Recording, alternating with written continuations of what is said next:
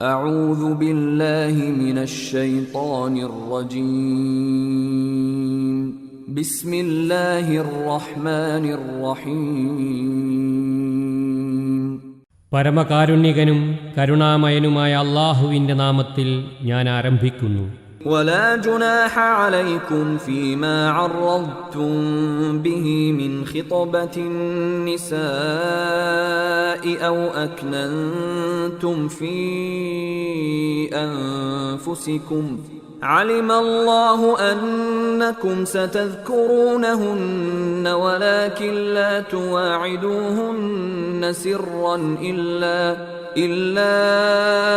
أن تقولوا قولا معروفا ولا تعزموا عقدة النكاح حتى يبلغ الكتاب أجله واعلموا أن الله يعلم ما في أنفسكم فاحذروه واعلموا أن الله غفور حليم.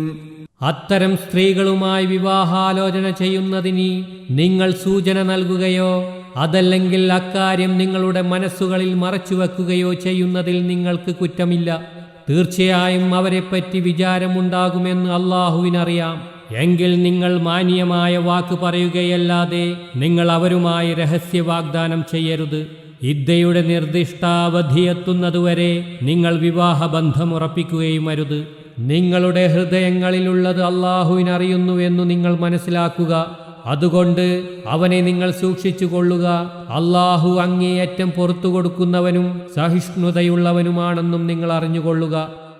لا جناح عليكم إن طلقتم النساء ما لم تمسوهن أو تفرضوا لهن فريضة ومتعوهن على الموسع قدره وعلى المقتر قدره متاعا بالمعروف حقا على المحسنين. നിങ്ങൾ സ്ത്രീകളെ വിവാഹം ചെയ്തിട്ട് അവരെ സ്പർശിച്ചിട്ടില്ലാത്ത അവസ്ഥയിലോ അല്ലെങ്കിൽ വിവാഹമൂല്യമായി ഒന്നും നിശ്ചയിച്ചിട്ടില്ലാത്ത അവസ്ഥയിലോ അവരെ വിവാഹമോചനം ചെയ്തുവെങ്കിൽ നിങ്ങൾക്ക് കുറ്റമൊന്നുമില്ല. എന്നാൽ ഈ സ്ഥിതിയിൽ നിങ്ങൾ അവർക്ക് ജീവിത വിഭവം നൽകേണ്ടതാണ്. സമ്പന്നൻ അവന്റെയും ദരിദ്രൻ അവന്റെയും കഴിവനുസരിച്ച് മര്യാദപ്രകാരമുള്ള ജീവിത വിഭവം. സദ്വൃത്തന്മാർക്കതൊരു ബാധ്യതയാകുന്നു. وَإِن طَلَّقْتُمُوهُنَّ مِن قَبْلِ أَن تَمَسُّوهُنَّ وَقَدْ فَرَضْتُمْ لَهُنَّ فَرِيضَةً فَنِصْفُ مَا فَرَضْتُمْ إِلَّا أَن يَعْفُونَ أَوْ يَعْفُوَ الَّذِي بِيَدِهِ عُقْدَةُ النِّكَاحِ وَأَن تَعْفُوا أَقْرَبُ لِلتَّقْوَى وَلَا تَنْسَوُا الْفَضْلَ بَيْنَكُمْ إِنَّ اللَّهَ بِمَا تَعْمَلُونَ بَصِيرٌ.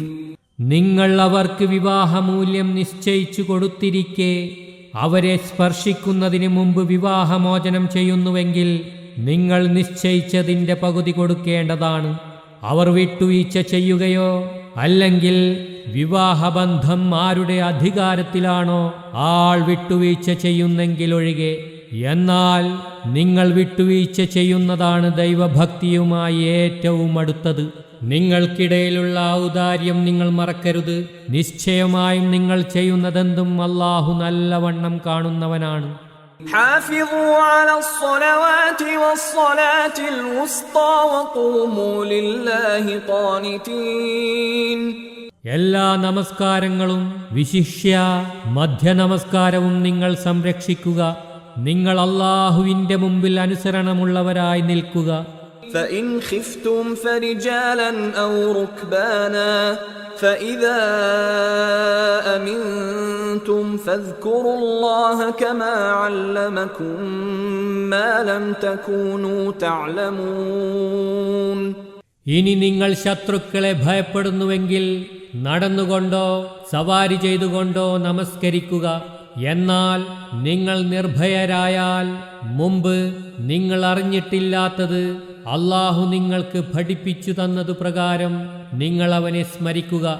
والذين يتوفون منكم ويذرون أزواجا وصية لأزواجهم متاعا إلى الحول غير إخراج فإن خرجن فلا جناح عليكم فيما فعلن في أنفسهن من معروف والله عزيز حكيم.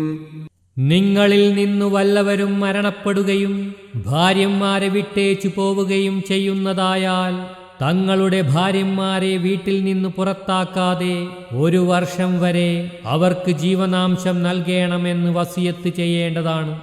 എന്നാൽ അവർ സ്വമനസ്സാലെ പുറത്തു പോകുന്ന പക്ഷം അവർ തങ്ങളുടെ കാര്യത്തിൽ ന്യായമായി എന്തു ചെയ്യുന്നുവോ അതിൽ നിങ്ങൾക്ക് കുറ്റമൊന്നുമില്ല. അല്ലാഹു പ്രതാപശാലിയും അഗാധജ്ഞാനിയുമാകുന്നു.